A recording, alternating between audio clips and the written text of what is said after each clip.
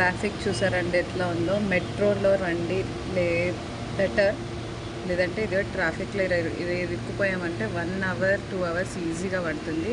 ఇది మియాపూర్లో వీడియో చేస్తున్నాను, చూడండి ఎంత ట్రాఫిక్ ఉందో. మళ్ళీ ఇప్పుడు ఆఫీస్ టైం కూడా కాదు, ఆఫ్టర్నూన్ టైం కూడా ఇంత ట్రాఫిక్ ఉంది. సో బెటర్ మీరు మెట్రోలో రావడమే చాలా ప్లస్ పాయింట్ మీకు.